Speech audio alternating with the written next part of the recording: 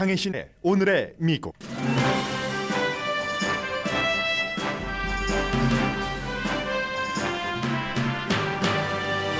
바이든 대통령은 국정연설에서 경제를 중심으로 공화당과 함께 갈 수 있는 길에 대해 강조했습니다. 경찰개혁과 총기 규제 등도 강조한 연설에서 기립박수를 치는 순간도 있었지만 공화당을 포함해서입니다. 대통령에게 거짓말장이라고 소리친 공화당 의원들도 있습니다. 외교에서는 러시아와 중국 이슈만 거론했습니다. 남북한은 언급되지 않았습니다. 연방준비제도 의장은 예상보다 강한 일자리 보고서가 인플레이션을 낮추는 게 쉽지 않고 상당한 시간이 걸릴 것이라는 걸 보여준다고 말합니다. 이자율 조정 여부에서 전에 생각했던 것보다 공격적이 될 것이라는 신호를 보이진 않았습니다. 그러나 추가 인상이 필요하다는 말은 반복합니다. 미국인의 35%는 자신의 재정 상태가 지난해보다 나아졌다고 답하지만 50%는 나빠졌다고 답합니다. 갤럽이 같은 질문을 시작한 1976년 이후 미국인의 50%가 1년 전보다 본인의 재정 상태가 나빠졌다고 답하는 건 드문 일인데 이 같은 건 또 경제 상황과 상관없이 미래에 대해서는 낙관한다는 것도 조금 다릅니다. 터키와 시리아 지진 희생자는 11,000명이 넘고 수만 명이 될 것이라고 보는 전문가가 많습니다. 서방 세계가 구조 작업을 돕고 있지만 구조에서의 황금 시간대는 저물고 있습니다.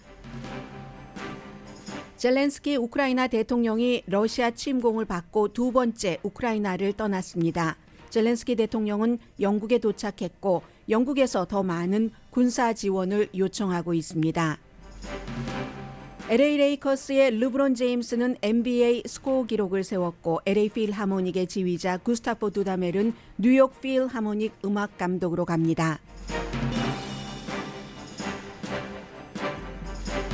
여러분 안녕하십니까? 오늘의 미국 강희신입니다. 어제 저녁에 아마 국정연설을 전부 보신 분들은 많지 않으실 것 같고요. 1시간이 넘고 미국 사람들도 많이 보지는 않습니다. 물론 대통령의 연설 가운데서는 가장 많은 사람들이 시청하는 것이기도 합니다만 지금 텔레비전에 보니까 라이어 마조리 테일러 그린 조지아주의 연방 하원 의원 지금 2선째죠. 그 하원 의원이 대통령이 메디케어와 소셜 세큐리티 연금에 대해서 일부 공화당에선 삭감해야지 된다라는 그런 그 계획을 가지고 시도도 했었다라는 말을 할 때 거짓말장이야 하는 장면이 나오는데 어제 조금 논쟁이 있었던 그 장면 가운데서는 좀 가장 컸었던 그런 부분이고요. 전반적으로 말씀을 드리자면은 바이든 대통령이 좀 우리 일 좀 이제 하자. 2년을 왔고 앞으로 2년 더 가야지 되는데 지금까지 해왔었던 일들 Let's finish 하자고 finish job 하자고 얘기를 했습니다. 경제를 중심으로 해서 한 연설이 1시간 조금 더 했는데 30분 정도는 경제에 관해서 얘기했고요. 그 밖에도 거의 국내 이슈입니다. 맨 마지막 거의 끝부분에 우크라이나와 중국 문제를 말했지만 북한이나 한국이나 다른 그 밖에 유럽의 어느 국가도 중동의 어느 국가도 이름을 올리지 않았습니다. 재선에 관해서 이제 경제를 강조하면서 했었던 그런 그 국정연설이고요. 뭐 기간 산업 또 그 밖에 뭐 이민이라든가 낙태라든가 뭐 기후 변화, 민주주의에 대해서도 얘기를 했고요. 제일 중요했었던 것은 유니티 공화당과도 이제 그 화합을 하는 그런 것이었거든요. 그래서 이제 대통령이 국정연설을 할 때 꼭 무슨 뭐 뒤에 있는 그 하원 의장과 상원 의장 언급을 하지만 그 밖에 이제 다른 지도자들 이름도 언급을 하고 특히 케빈 맥카티 공화당 하원 의장이 된 것을 축하한다 뭐 이런 얘기도 했거든요. 그리고 초당적으로 미국이 할 수 있는 일이 있다. 그리고 이미 뭐 그렇게 지난 2년 동안 초당적으로 민주당과 공화당이 한 일이 있다라고 얘기를 합니다. 보통 민주당과 공화당은 같이 갈 수 없다는 게 많은 사람들이 얘기하는 거지만 그동안 기간산업법안이라든가 여러 가지 본인이 한 300가지 정도의 그 법안에 초당적인 법안에 서명을 했다라고 얘기를 했습니다. We came together to pass the most significant law ever, helping victims exposed to toxic burn pits. And in fact, 네, 그 많은 것들 가운데서 독성 물질의 그 피해자들을 돕는 그런 그 법에 대해서도 얘기를 하니까 이때는 이제 초당적으로 전부 일어나서 기립박수를 쳤습니다. 그리고는 이제 대통령이 뭐 기간 산업이라든가 마이크로칩, 뭐 하이테크 투자라든가 아니면 뭐 우크라이나에 대한 군사 지원도 공화당도 함께 협조를 해줬었고 뭐 동성 결혼을 보호하는 것이라든가 이런 것이 통과가 됐었잖아요. 선거 개혁 이러면서 물론 민주당이 단독으로 했어야지만 되는 그런 안건도 있다고 뭐 인정은 했습니다. 코비드 19 뭐 구호법이라든가 뭐 그런 여러 가지. 그런데 이제 이러한 것 화합했다는 것을 상당히 강조하면서 앞으로 2년도 더 우리가 잘해보자 하는 것이지만 이 부분은 좀 잘 모르겠습니다. 해서 지금부터 더 공화당과 함께 해야지 My 된다. Republican friends, if we could work together the last Congress, there's no reason we can't work together and find consensus on important things in this Congress as well. 네, 117대 의회에서 공화당과 민주당이 함께했다면 118대 나머지 본인의 임기 2년 동안 함께하지 못할 것이 없다라고 했지만 이게 가장 어려운 부분이기도 합니다. 117대는 민주당이 상원과 하원 전부 다수당이었기 때문에 그래서 하원에서 먼저 뭔가를 만들어 놓으면 상원에서도 통과시켜줬고 수적으로 작은 공화당인 것이기 때문에 그렇게 됐을 가능성도 높습니다. 지금부터는 2년은 환경이 달라졌습니다. 공화당이 하원을 잡았기 때문에 장악을 했기 때문에 그렇기 때문에 바이든 대통령이 Let's finish job 하자고 이 일을 2년 동안 해왔던 것을 finish 하자 하는 얘기를 많이 했습니다. 아주 흔한 얘기 많이 들어왔었던 일자리가 돌아온다. 그러므로 미국의 자부심이 돌아오고 제조업도 돌아오고 2년 전보다 1200만 개의 일자리가 늘어났고 이제 코비드도 함께 갈 수 있는 정도이고 기간 산업 재료는 미제로 하겠다. 바이 아메리칸 이런 거 얘기할 때는 물론 공화당도 함께 박수를 쳤고요. 대학 졸업장 없는 사람들도 일자리를 쉽게 찾도록 하겠다. 이게 바로 지난 수십 년 동안 말하자면 힐러리 클린턴이 트럼프 전 대통령에게 졌던 그 선거 이전부터 계속돼 왔던 그 러스트 벨트 블루 칼라들이 민주당에서 공화당 쪽으로 돌아갔던 그런 것을 얘기를 하는 거죠. 대학 졸업장이 없는 사람들 일자리 이런 것도 만든다고 하면서 우리 생활을 바꾸고 미국을 재건하는 블루 칼라 청사진이다.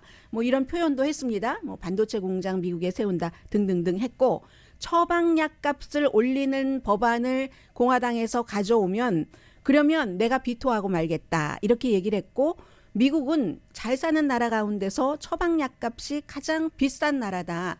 미국 사람 10명 가운데 1명이 당뇨인데 그 당뇨병을 치료하는 약 또 뭐 인슐린 값이 너무 높아서 지금은 이제 이 메디케어 수혜자만 받고 있지만 이런 것들을 민간 보험을 갖고 있는 사람들도 인슐린 값을 한 달에 뭐 몇십 달러 이상은 올라가지 않도록 하겠다. 본인은 이제 이런 얘기를 하면서 지난 2년 동안 초당적으로 공화당이 협조를 해줬던 것처럼 공화당이 그 상한선 올리는 거요. 이걸 해줘야 된다라고 하면서 이때 이제 전임자를 흉보입니다. 전임자를 어떻게 그 비난을 하냐면 트럼프 전 행정부 때에 역사상 가장 미국의 빚이 많이 늘어났다. 그 4년 동안 어느 대통령보다도 빚을 많이 늘렸다 했을 때 이제 공화당에서 부하는 소리가 들립니다.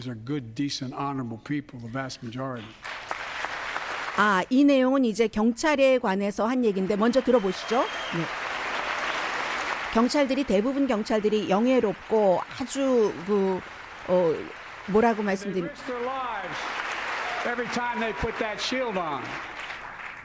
네, 이제 일반 사람들을 보호하기 위해서 자신들의 생명에 늘 그 위협을 받으면서 생활을 하는 그 대부분의 경찰들은 그런 사람들이다 하는 것을 아주 영예로운 사람들이라는 것을 안다.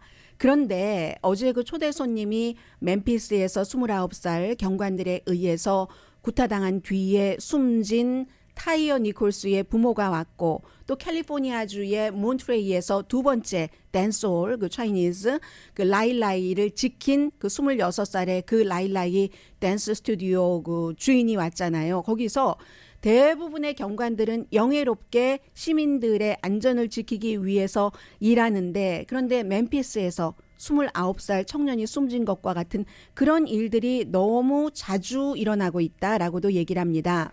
But what happened to Tyree and Memphis happens too often. We have to do better.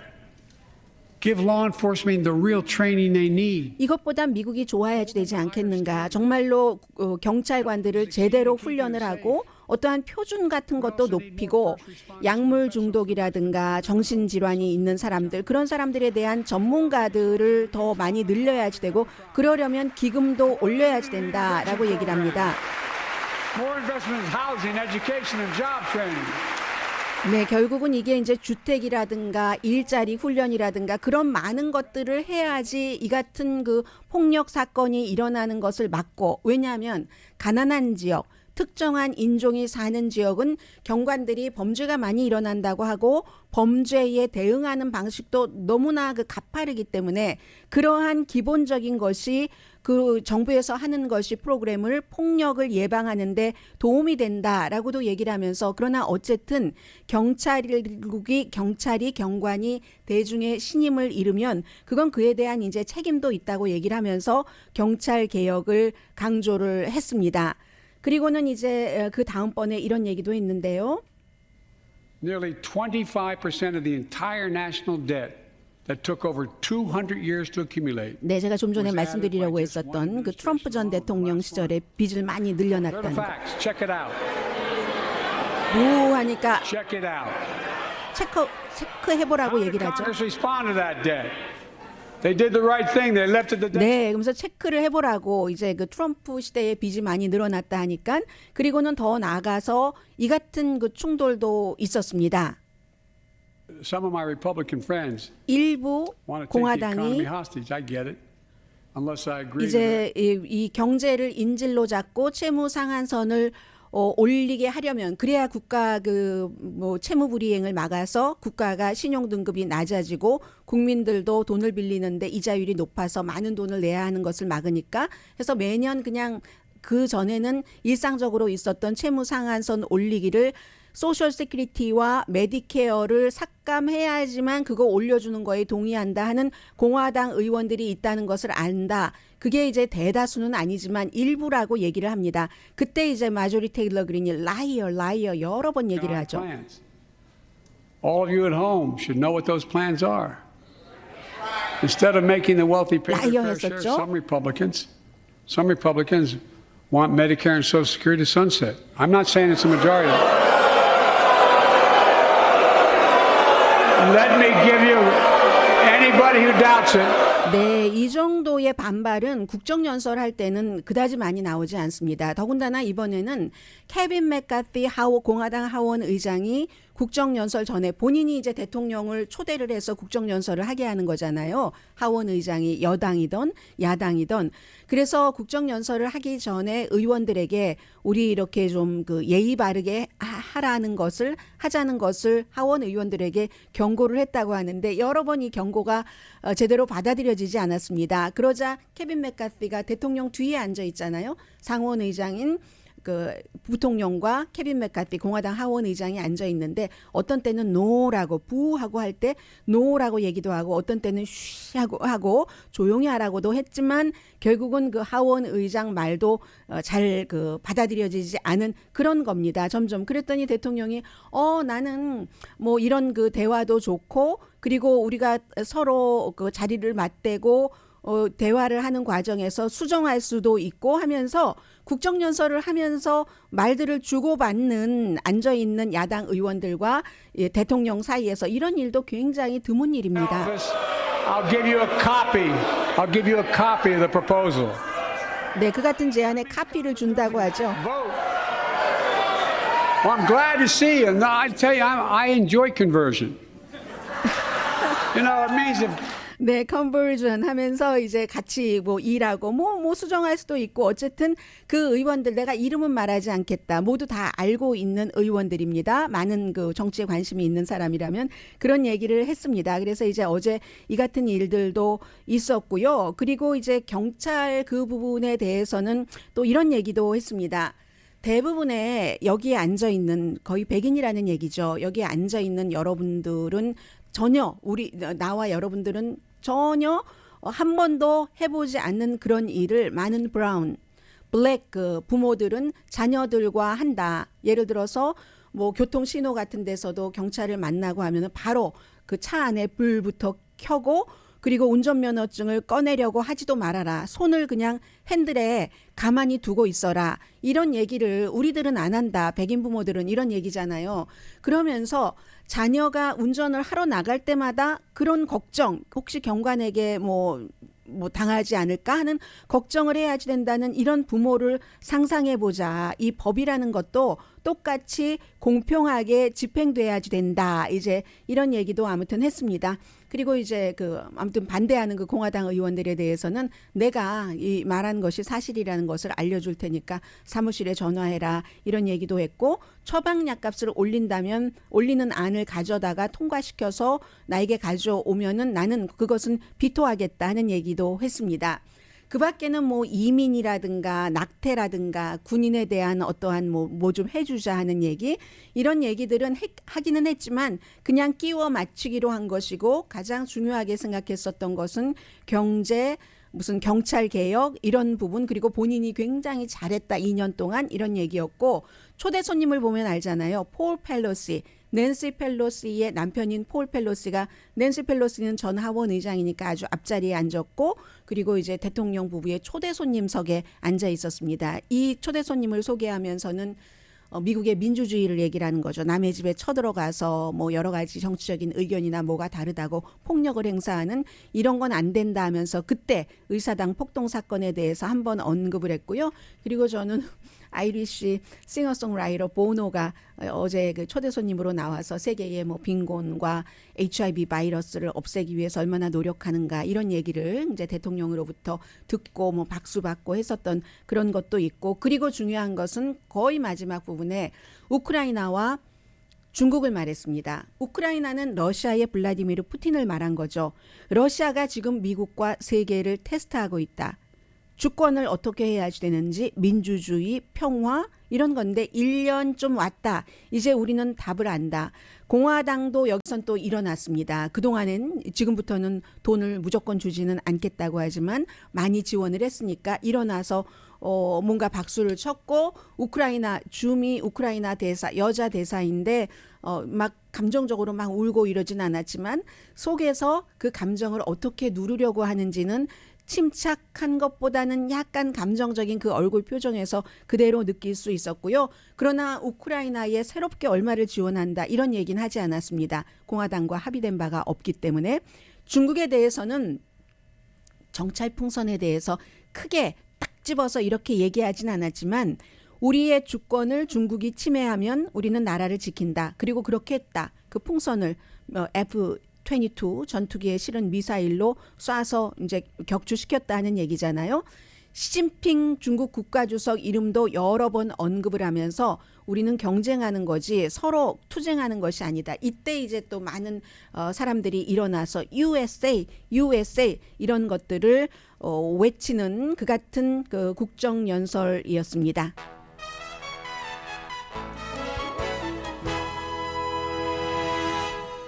그런데 어제 바이든 대통령은 그동안 경제를 어떻게 해왔고 본인이 한 많은 일들에 대해서 이제 재선에 나간다고 공식적으로 얘기를 하진 않았지만 그걸 국민들에게 보여준 거잖아요. 그러니까 내가 재선에 나갈 자격이 있다는. 그런데 국민들은 지난 2년 동안 이뤄왔던 뭐 기간 산업안이라든가 아니면 무슨 뭐 칩 앤 과학법으로 인한 혜택이 본인들에게 오기까지는 몇 년이 걸립니다.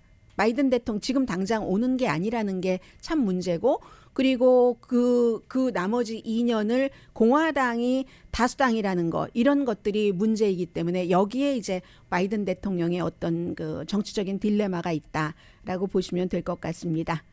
자, 지금부터 이제 불확실성이 쫙 펼쳐지고 공화당이 어떻게 할 것인가 경제는 어떻게 될 것인가 이 부분은 이제 또 뭐 한 9시 35분경 전해드리겠고요. 오늘부터 대통령은 길을 떠납니다. 위스콘신으로 내가 경제를 이렇게 잘했습니다 하는 것을 홍보하기 위해서요.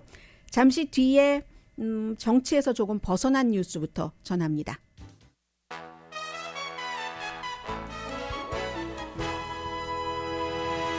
라디오 서울 방송 오늘의 미국 듣고 계십니다. 네, 이제 지금 정치적인 말씀 안 드린다고 하고서는 두 마디로 요약할 수 있는 것 전해드리겠습니다. 미tt 롬니 공화당의 그 상원 의원이 어제 국정연설을 하기 전에 조지 산토스라는 뉴욕 3지구의 새로운 그 연방 하원 의원을 잠깐 만났고, 그리고 나서 둘이 이제 그 대화를 하는 과정에서 기자들이 이제 옆에서 보고 들었는데, 여기는 당신이 있을 자리가 아니다, 자격이 없다는 얘기예요. 그렇게 얘기를 했고, 국정연설이 끝난 뒤에는 기자들에게 sick puppy다, 이 조지 그 산토스라는 모든 것이 다 거짓말로, 이력을 온갖 거짓말로 한 그 조지 산토스는 sick puppy다. sick puppy 하면 정말 제정신이 아닌, 아픈 제정신이 아닌 그 온갖 증상을 다 갖고 있잖아요. sickpuppy는 변 색깔부터 이상한 것으로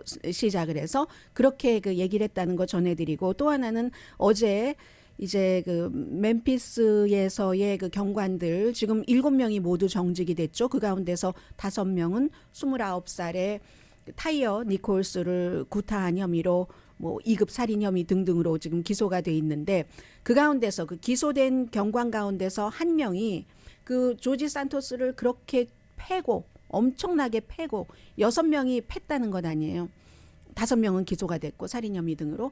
그런데 패고 나서 그 뒤에 이제 경찰차에 이렇게 막 수갑도 찬 채 질질 또 끌고 가서 기대게 하고는 피범벅도 됐고 했는데, 그 사진을 찍어서 적어도 5명에게 휴대폰으로 현장에서 보냈답니다. 한 명은 아는 여자, 2명은 같은 뭐 경관, 또 한 명은 공무원, 이렇게 본인이 5명에게는 일단 보냈다고 시인을 했다는 거거든요. 그렇기 때문에 이제 이런 것들이 계속, 특히 이제 경찰 가운데서도 과격한 아주 위험한 것을 다루는 그 경관 팀들이 얼마나 이 같은 그 인권 같은 것에 무뎌졌는가 하는 것을 보여주기도 하는 것이고요. 그리고 이제 두 가지는 좀 소프트한 뉴스를 전해드립니다. 듣기에는 소프트한데요.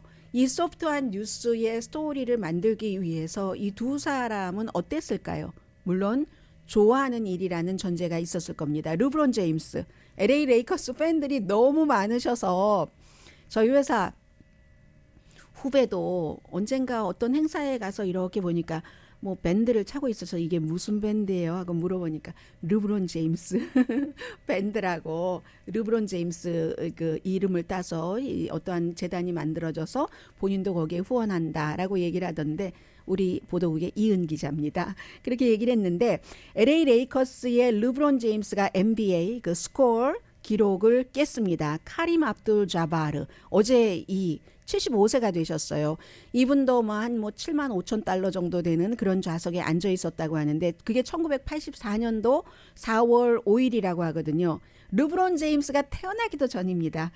태어나기 9개월 전에 38,387점이었는데 어제 딱 그 3쿼터에서 1점을 더 높여서 38,388점으로 third quarter에서 이제 그렇게 됐고요. 오클라호마 시티 썬더하고 어제 경기를 했었잖아요. 36포인트 필요했었는데 그랬고, 그래서 가장 적은 게임으로 1,410게임으로, 지난번 기록은 1,560번째 게임이었었고, 높은 득점, 게임당 27.2점, 더 어린 나이, 그래도 르브론 제임스가 32살이나 됐다고 하네요. 그 당시에 카림 압둘 자바르는 42살이었습니다. 그런데 NBA 들어간 연도수가 이제 시대의 변천상을 보여주는 거죠. 르브론 제임스는 18살, 압둘 바마는 그 22살에 들어갔죠. 압둘 그 자바는. 그렇게 해서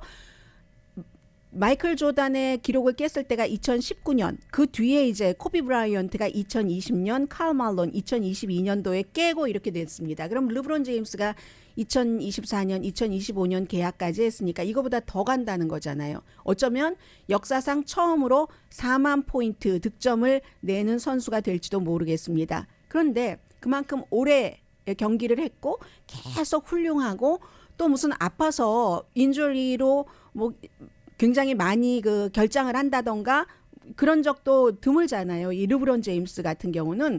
그런데 이제 르브론 제임스는 인터뷰 할 때마다 얘기를 하죠. 나는 나의 그 가장 좋다고 생각되는 점이 최고의 득점으로서가 아니라 그 패스 우선 선수라는 거예요. 본인이 패스도 뭐 우선으로 하는 그 네 번째 선수잖아요. 그런 어시스트 그 4위인데 아무튼 그렇습니다. 그래서 어제 여러 가지 그 변화를 보여줬는데 그 경기장 이름도 crypto.com 어리나잖아요. 이제 이 지난번에 그 카림 압둘 자바는 크립토 커런시가 그 암호화폐가 있기 전에, 그리고 지금의 르브론 제임스는 암호화폐가 막 커서 이제 거기서 부패도 나오고 부패 법적으로 크게 걸리기 전에 이렇게 돈을 내고 crypto.com이라는 어리나, 체육관 이름도 그렇게 우리 한참 예전에 오피스 용품 팔 때 스테이플 센터 막 이런 거 있잖아요. 그렇게 되는 시대에 그러려니 얼마나 오랜 동안 연습을 하고 계속 훌륭했어야지 되고 뭐 이런 일들이 르브론 제임스와 싸운 일이겠습니까? 이게 있고요. 또 하나의 LA와 뉴욕의 스토리는 구스타프 두다메르 지휘자, 지금 이제 뮤직 감독, LA 필하모닉, 뭐 LA 필하모닉만 뮤직 감독입니까? 뭐 파리에 유럽에서도 많이 뭐 게스트로 또 뭐 감독으로 활동을 하고 있는 구스타프 두다메르 2026년도 그때까지는 LA 필하모닉과 계약이 돼 있거든요. 그래서 이제 뉴욕 필하모닉으로 간다는 겁니다. 뉴욕 필하모닉 오케스트라는 미국에서 가장 오래된 심포니 오케스트라입니다. LA 필하모닉 오케스트라의 지휘자로 왔었을 때 구스타프 두다메리 26살이었거든요. 미국 사람도 아니고 베네수엘라 사람이고 정치적으로 미국과 굉장히 다르고, 그래서 그동안에 지금 42살이거든요. 벌써 42살이 됐어요. 어제 사진 보니까 42살처럼은 안 보이지만 워낙에 영해서 그래도 나이가 이제는 전과는 달리 들어 보이는데, 26살 때 여기 왔었을 때 베네수엘라의 그 정치 지도자, 미국과 또 여러 가지가 안 좋고 해서 정치적인 것에 대해서는 말하지 않았었습니다.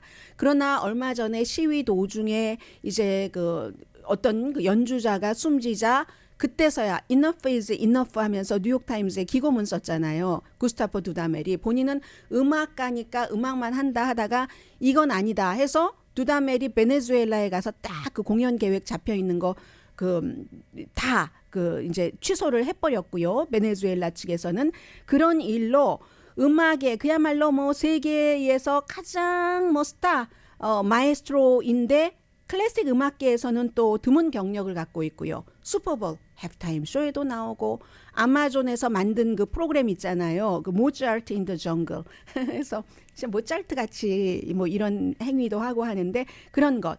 그러면 LA로서는 조금 손해일 수도 있지만 그렇지만 뉴욕에 가서는 새로운 시대를 연다는 겁니다. 이 사람이 베네수엘라에서 엄마는 그 성악 티처고 아빠는 뭐 살사 그 밴드에서 트럼펫인가요? 아무튼 불었던 아버지인데 그 아들이 베네수엘라에서 가난한 사람도 많지만 그 베네수엘라의 유명한 엘 시스테마 그 프로그램을 통해서 처음에 이제 바이올린을 어렸을 때 했다가 그 다음에 작곡하다가 이렇게 지휘자까지 돼서 미국으로 LA 필하모닉이 그를 모셔온 거잖아요. 미국 사람이 아닌데도 이렇게 해서 정말 정치적으로 중립을 지키면서 오래 하다가 니콜라 마두로 대통령에게 우리 이제 오지 마. 네가 말이야 베네수엘라를 그렇게 뭐 시위대를 했다고 뭐 얘기를 하는 거야. 뭐 이렇게 비올라 연주자가 숨졌군요. 시위하다가. 이런 것을 다 겪고는 이제는 뉴욕으로 새로운 길을 향해서 가는 겁니다. 이 구스타프 두다메리 해서 본인이 이제 뉴욕타임스와 인터뷰할 때 LA와 커넥션을 저는 완전히 끊지는 않겠습니다. 라고 얘기를 하면서 영원히 굿바이 아니에요.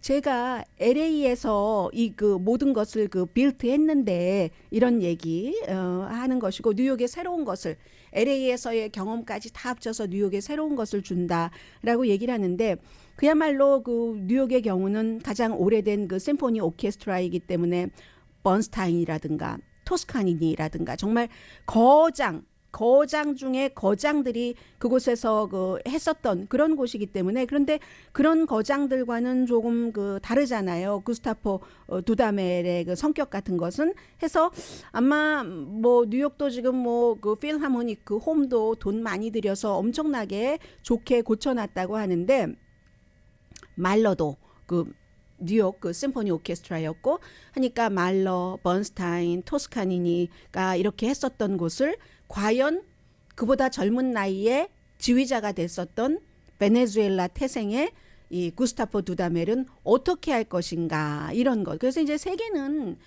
점점 이렇게 섞이기도 하고 또 전혀 생각하지 않았던 26살 때 LA 필하모닉의 지휘자로 온다고 할 때는 뭐 누구 what 두다멜 뭐 이렇게 많이 얘기를 했었는데 정말 그 많은 것을 이루고 이제는 또 뉴욕으로 가는 새로운 것을 이제 하는 거죠. 로스앤젤레스도 뭐 그로 인해서 두다멜을 뒤를 이을 사람이 또 다른 두다멜이 하지 못한 것을 할 수 있는 가능성도 있고요. 그런데 아마 기본적으로는 이 두다멜도 그렇고 르브론 제임스도 그렇고 본인이 가장 잘하는 것을 가장 좋아하는 것, 가장 좋아하는 것이 먼저였는지 가장 잘하는 것이 먼저였는지는 모릅니다. 이 두 사람 사이에서. 왜냐하면 구스타포 두다멜은 아빠도 음악인이고 또 엄마도 음악인이었기 때문에 트럼본 연주자네요. 아빠가. 엄마가 그 보이스 티처이고 그러니까 자연스럽게 그렇게 해서 재능이 개발됐을 수도 있고 DNA도 그리고 르브론 제임스도 그 신장하며 체격하는 모든 것들이 맞으니까 또 그랬을 수도 있고 어느 게 먼저인지는 모르겠습니다만은 어쨌든 이게 그 화이트 와이스는 아니라는 미국의 NBA의 역사를 쓴 사람도 미국의 가장 오래된 심포니 오케스트라의 새로운 지휘자로 가서 그것을 기대를 하니까 가는 거잖아요. LA 필하모닉으로 데리고 왔던 사람이 지금 뉴욕 필하모닉으로도 데리고 가는데 다리를 놨거든요. 그래서 이제 미국은 역시 이것 보면은 미국에서 태어난 뭐 처음에 미국이 시작됐을 때부터 이 땅에 살던 그전에는 어느 나라에서 유럽에서 왔다 하더라도 백인 국가에서 왔다 하더라도 그런 것에 의한이 아니라 스포츠계는 뭐 당연하고 이제 클래시컬 음악계조차도 이렇게 변하고 있구나 하는 것을 느낍니다.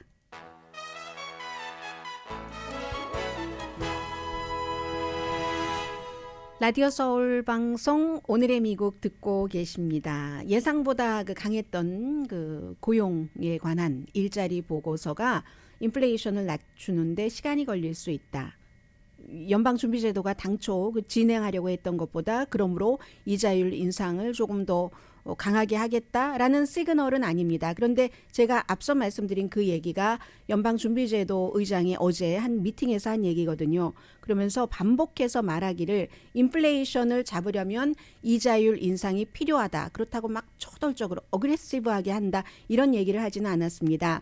이코노믹 클럽 오브 워싱턴 DC 여기서 한 얘기인데 그렇기 때문에 결국은 인플레이션 그 물가 인상을 잡는 과정이 좀 스무드하지 않고 부드럽지 않고 아마 그 범피 하니까 뭐 울퉁불퉁 평이하지 않고 아주 쉽지는 않을 것이다.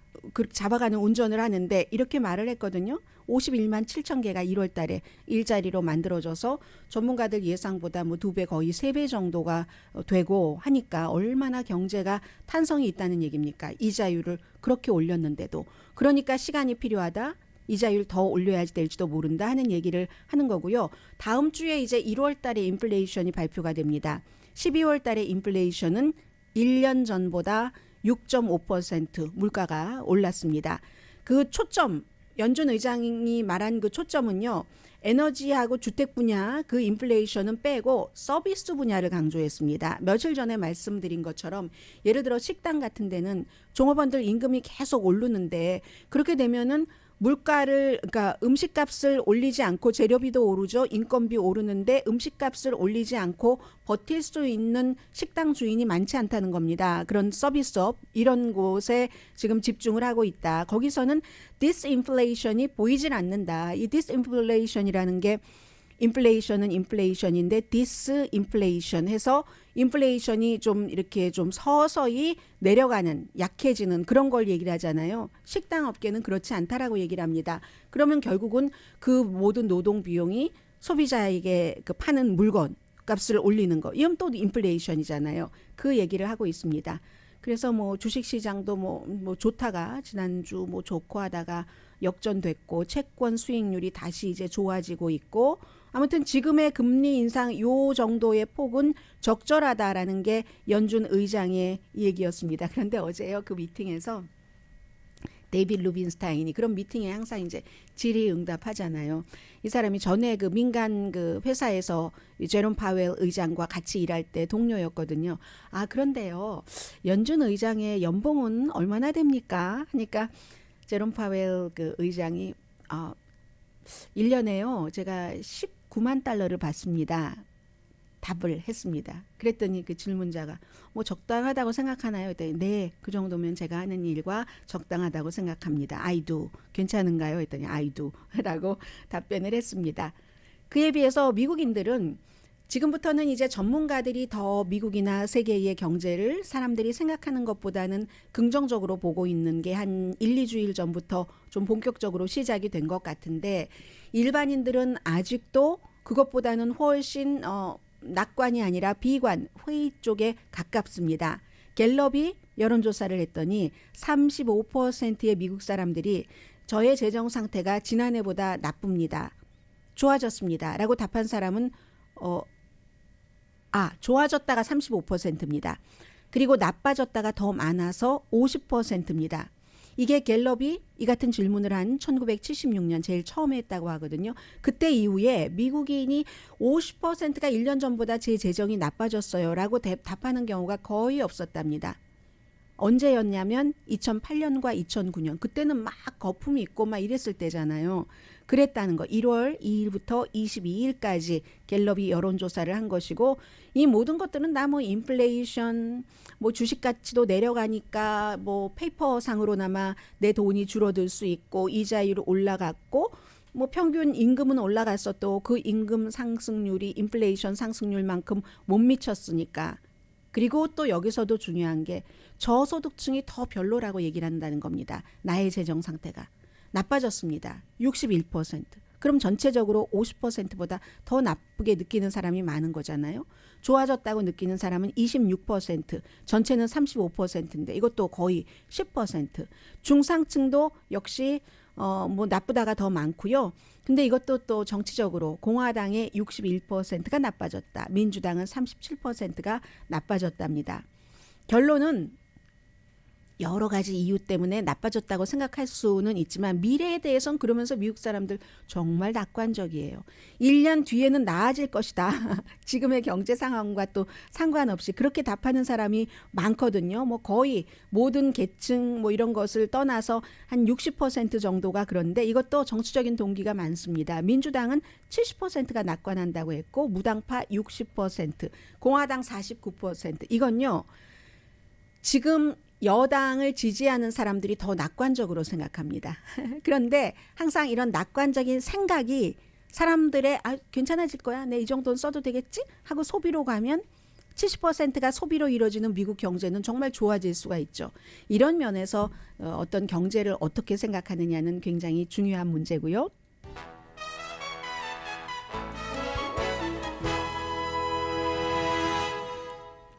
라디오 서울방송 오늘의 미국 듣고 계십니다. 네, 지금 그 터키와 시리아의 그 지진 피해자 굉장히 늘어나고 있어서 어느 곳에서는 뭐 10만 명도 훨씬 그 사망자가 넘을 것이라고 예상하기도 하고, 또 다른 곳에서는 적어도 2만 명은 될 것이라고 하고, 현재는 뭐 11,000명 사망자가 넘었는데 거의는 아니고요. 거의 9,000명 정도는 터키, 그리고 뭐 진앙대가 그쪽이었으니까요. 그리고 나머지는 터키의 국경의 남쪽에 있는 시리아, 거의 이제 반군이 장악하고 있는 곳. 그렇기 때문에 아무래도 터키의 뭐 시리아도 바사르 알 아사드 그 독재 정권이기 때문에 서방 세계와 아주 교류가 활발하지 않은 데다가 게다 대고 이제 그 정부도 아니고 반군이 장악하고 있는 지역이기 때문에 여러 가지가 굉장히 어렵기도 하고요. 정보 교환도 어렵기도 하고, 신생아도 구조가 됐고 또 6살짜리 아이도 구조가 됐고 터키에서 8,000명은 구조가 됐답니다. 그런데 사흘째이기 때문에 이 지진이 강진이 일어나고 구조 작업은 황금 그 시간대가 사흘입니다. 이제 그 시간이 거의 저물고 있다는 것이고, 그러니까 지금 터키 대통령 얘기하는 것 보니까 70개국에서 뭐 한국, 미국을 포함해서죠, 구조대를 보냈다고 하는데 이틀 밤을 새우면서 구조를 하는데도 그게 완전히 콘크리트 더미에 깔려 있기 때문에, 그리고 이 구조대에는 러시아도 300명의 군인을 보냈습니다. 그러니까 러시아는 여러 가지 뭐 사람을 구조한다기보다 다른 그 작업을 하기 위해서 그렇게 보낸 것이고, 주민들이 막 이제 화나기 시작한다고 하거든요. 눈도 내리고 하니까 집도 없고 하는데 구조대원이 부족하잖아요. 워낙에 그 다친 사람들도 많고 하니까 우리는 어디로 가야지 되는가? 어떻게 살아야지 되는가? 어떤 아버지는 아들을 병원에다가 내려주고인지 원래 병원에서 같이 있고 조금 있다가 바로 아들이 있는 그 병원이 이제 붕괴된 그런 것들을 경험하신 분들도 많고요. 그 첫 번째 그 지진이 새벽이었으니까 학교에 뭐 학생이나 선생님은 없었겠지만 학교 아파트먼트 다 무너져서 이 부분은 이제 정리가 되는 대로 국제사회에서도 보다 더 본격적으로 도울 수 있는 방안들이 나올 것 같고요. 젤렌스키 대통령이 영국에 갔습니다. 12월 달에 미국에 왔잖아요. 그게 우크라이나 전쟁 시작하고 처음입니다. 이렇게 미국에 와서 백악관에서 이제 미국에 두 번째로 온 거고요. 의회에서도 연설을 했고 그 뒤에 이제 와이프도 와서 연설을 했고 하는데, 영국에 간 목적이나 미국에 온 목적이나 똑같습니다. 영국에를 갈 수 있고 미국에를 올 수 있었다는 것은 그나마 젤렌스키 대통령이 더 이상은 하루에 몇 번씩 비디오하고 이런 걸 하지 않아도 전쟁이 이제 그 관리가 된다는 얘기가 되는 거고, 리시 수낙 영국의 새 총리를 만나서 영국 총리가 우선 그 영국 의회에서 그 연설하기 전에 우리가 그 우크라이나 군인들을 더 많이 훈련시켜 주겠다. 뭐 전투기 조종사도 마찬가지고 그런 얘기도 했고, 영국이 우리와 함께 행진을 해줘서 너무 감사하다는 뭐 이런 얘기요. 그리고 찰스 3세 왕이 되고 나서 이제 우크라이나 볼로디미르 젤렌스키 대통령을 만납니다. 개인적으로도 우크라이나 대통령으로서는 물론이고 개인적으로도 영국 분들에게 너무 감사한다고, 영국이 이제 보리스 존슨이 총리였을 때 제일 먼저 가장 적극적으로 우크라이나를 지원을 해줬잖아요. 문제는 전투기입니다. 이제는 모든 all about 전투기가 됐는데 전투기를 F-16과 같은 그런 전투기를 지원을 해줄 것인가, 이런 문제인데, 우크라이나의 젤렌스키 대통령은 그 영국에 가서 자유를 위한 날개라고 표현을 하더군요. 그 전투기를 자유를 위한 날개를 지원해 주십시오.